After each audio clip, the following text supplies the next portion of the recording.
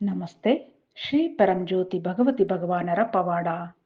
ಹಿಂದಿನ ಪವಾಡದಲ್ಲಿ ಮುರಾದ್ ನಗರದ ದೀಕ್ಷಿಕಾ ಸರ್ಕಾರ್ ಅವರು ತಮ್ಮ ಅನುಭವವನ್ನು ಹೀಗೆ ಹಂಚಿಕೊಂಡಿದ್ದಾರೆ.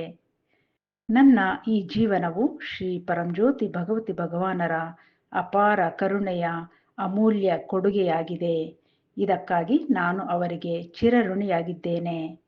ಶ್ರೀ ಅಮ್ಮ ಭಗವಾನರೊಂದಿಗಿನ ನನ್ನ ಬಾಂಧವ್ಯವು ಬಾಲ್ಯದ ಸ್ನೇಹದಂತೆ ಪ್ರಾರಂಭವಾದರೂ ಆ ಸಮಯದಲ್ಲಿ ನನಗೆ ಅವರ ಬಗ್ಗೆಯಾಗಲಿ ಅಥವಾ ನನ್ನ ಬಗ್ಗೆಯಾಗಲಿ ಸರಿಯಾದ ಅರಿವಿರಲಿಲ್ಲ. 2017ರ ಅಂತ್ಯದ ವೇಳೆಗೆ ನಾನು ತೀವ್ರ ಖಿನ್ನತೆಗೆ ಜಾರುತ್ತಿರುವುದು ನನಗೆ ಅರಿವಾಯಿತು.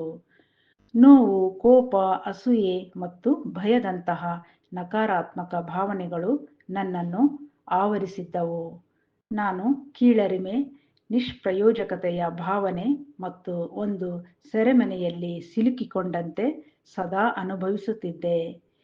ಕೆಲವು ಕ್ಷಣಗಳಲ್ಲಿ ಆತ್ಮಹತ್ಯೆಯ ಆಲೋಚನೆಗಳೂ ನನ್ನ ಮನಸ್ಸಿನಲ್ಲಿ ಸುಳಿದಿದ್ದವು.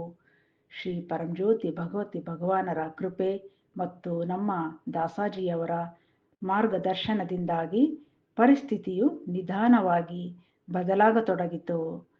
ನಾನು ಹಂತ ಹಂತವಾಗಿ ಖಿನ್ನತೆಯಿಂದ ಹೊರಬಂದು ನನ್ನನ್ನು ನಾನು, ನನ್ನ ಆಂತರಿಕ ಸ್ಥಿತಿ ಹಾಗೂ ಮನಸ್ಸಿನ ಮಾದರಿಗಳನ್ನು ಅರ್ಥ ಮಾಡಿಕೊಳ್ಳಲು ಪ್ರಾರಂಭಿಸಿದೆ.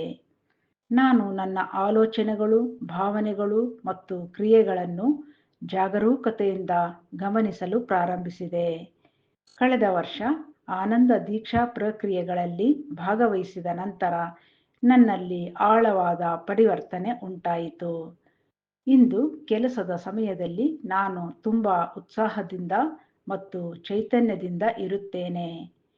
ಹಿಂದಿನ ನೋವಿನ ಅನುಭವಗಳೊಂದಿಗೆ ಇರುವ ಸ್ವಯಂಚಾಲಿತ ಸಂಪರ್ಕಗಳು ಸಂಪೂರ್ಣವಾಗಿ ಕರಗಿ ಹೋಗಿವೆ.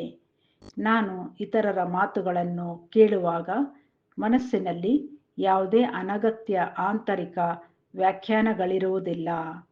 ಕೇವಲ ಶಾಂತಿ ಮತ್ತು ಸ್ವೀಕಾರದ ಮನೋಭಾವ ಮಾತ್ರ ಇರುತ್ತದೆ.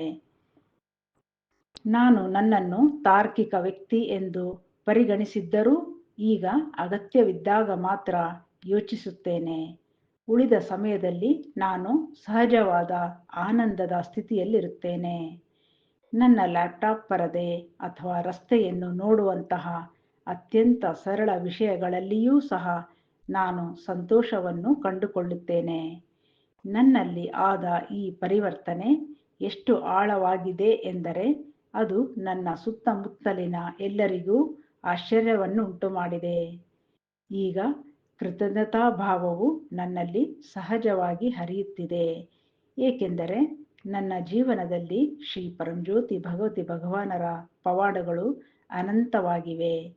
ನಾನು ಅವರಿಗೆ ಪ್ರತಿಯಾಗಿ ಏನು ಮಾಡಿದರೂ ಅದು ನಾನು ಪಡೆದ ಕೃಪೆಯ ವಿಶಾಲ ಸಾಗರದಲ್ಲಿ ಕೇವಲ ಒಂದು ಹನಿಯಂತೆ ಭಾಸವಾಗುತ್ತದೆ. ನನಗೆ ಈ ಸುಂದರವಾದ ಶಾಂತಿ, ಸ್ವಾತಂತ್ರ್ಯ ಮತ್ತು ಆಂತರಿಕ ನೆಮ್ಮದಿಯನ್ನು ಕರುಣಿಸಿದ ಶ್ರೀ ಪರಂಜ್ಯೋತಿ ಭಗವತಿ ಭಗವಾನರಿಗೆ ನನ್ನ ಹೃದಯಾಂತರಾಳದ ಕೃತಜ್ಞತೆ ಮತ್ತು ಪ್ರೀತಿಯನ್ನು ಅರ್ಪಿಸುತ್ತೇನೆ.